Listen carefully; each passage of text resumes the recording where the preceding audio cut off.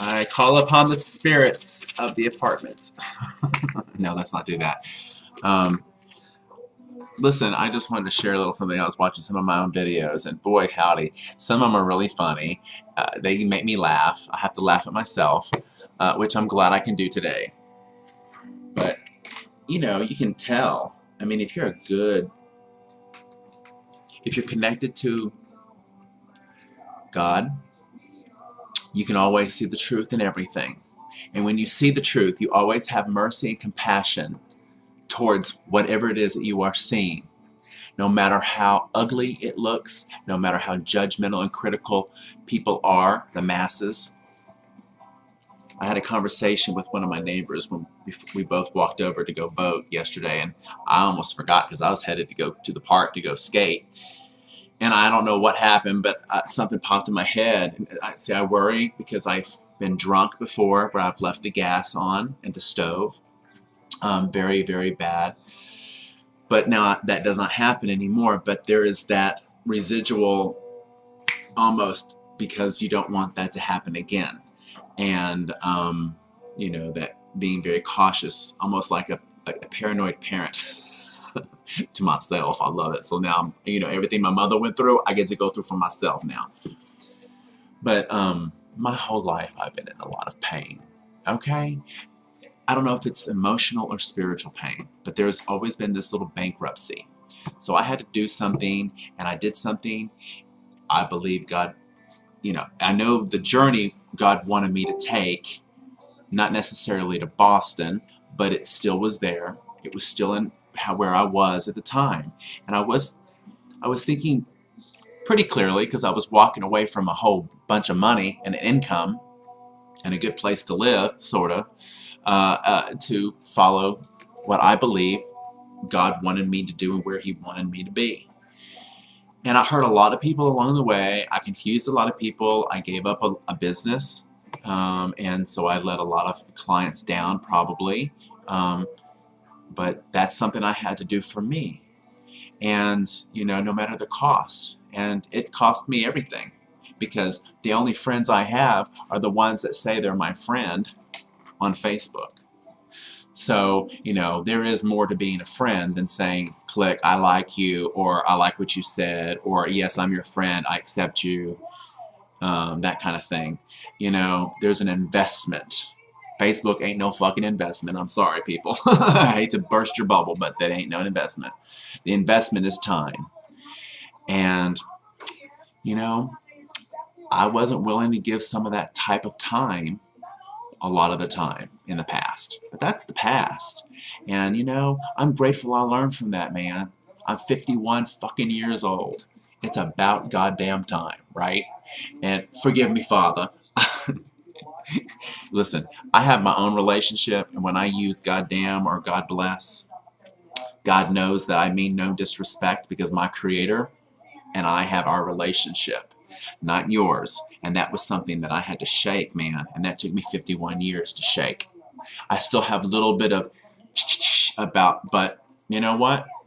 That's why I'm alone. That's why nobody comes around me. That's why I don't have parties. I don't have people coming over to visit or people inviting me over to their homes to visit.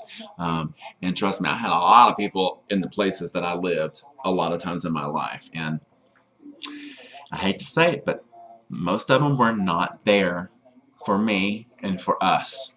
And I know that because I wasn't fully there for us. I was mostly there for me, I think. Because I was trying to figure out where I fit in, what I was, you know, because, you know, when you give something up and then you don't, and you come back and with your tail between your legs and everybody starts getting all weirded out about things and nobody really tells you face to face the truth how they feel, but then they sometimes they do in some ways, and they never take responsibility for what they have created with me.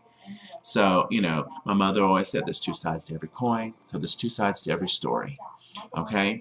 And there's always a part that everyone plays in the relationships they play, who they play with, who they choose to play with. That's some deep shit, man, and it's the truth. You always will project that which is inside of you. So if I'm angry at, what, being lazy, then on some level I think I'm lazy, and I'm projecting that onto you, calling you the lazy one. When if I were to turn that mirror around, it's like, oh, hello, there you are. We're all alike. The only thing that makes us different is how we choose to use our free will. That's something God told me straight up, and that's the truth. Free will is a gift, people. Mercy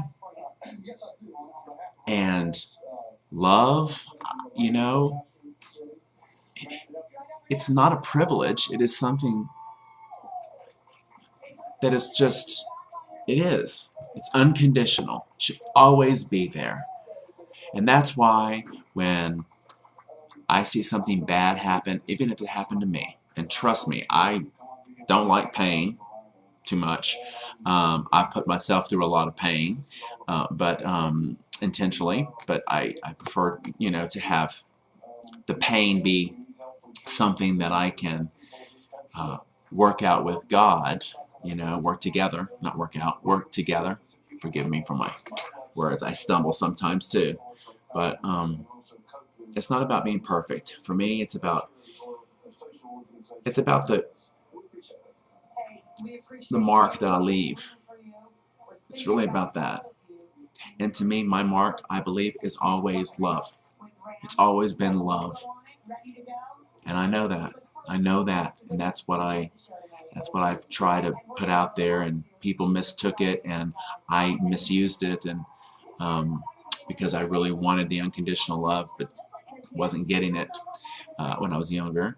And you know, as a child, you know, we all learn things about our lives and our parents that can send us into oblivion, or can really make us focus on creating something beautiful from it.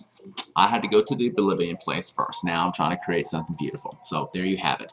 So my skating is something that creates beauty in my world, and I'm grateful for God for putting that desire in me.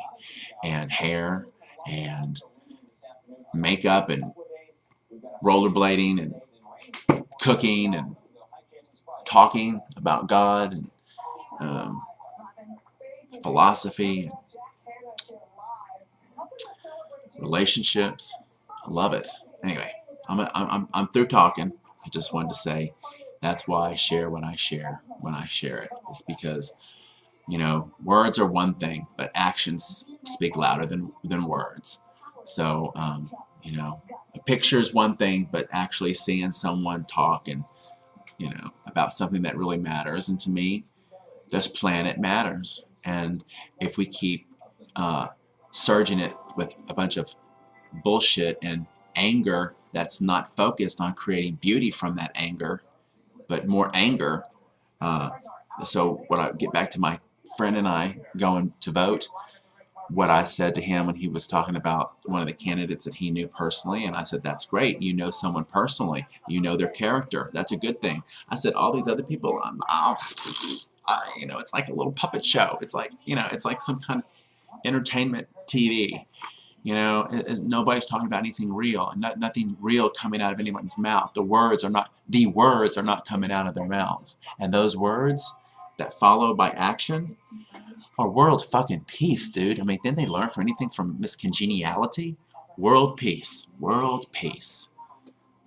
You know, if the cultures within if people within their own culture can't get along, how are we supposed to be, you know, get along with the other cultures? We all should get along. Look at these fucking children. Excuse me, Father. I'm sorry. Look at these bloody children.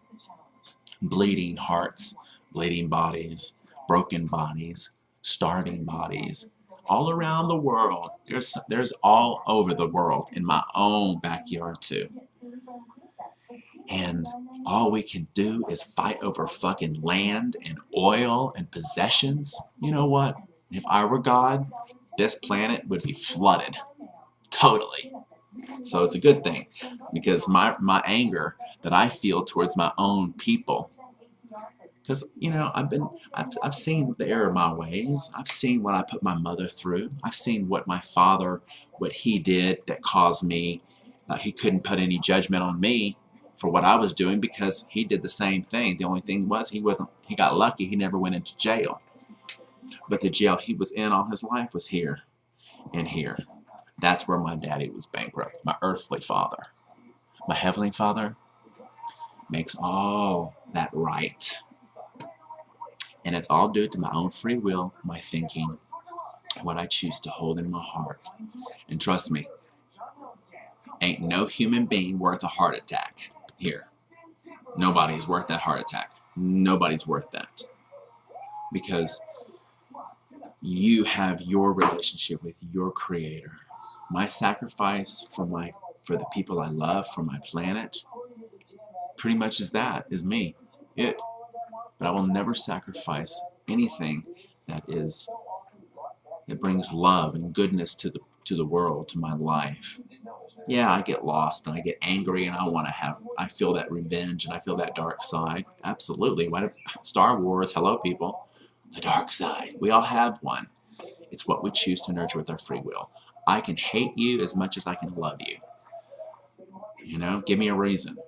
Give me a reason. So give any of us a reason to hate or to love. And it's your free will to love unconditionally or conditionally.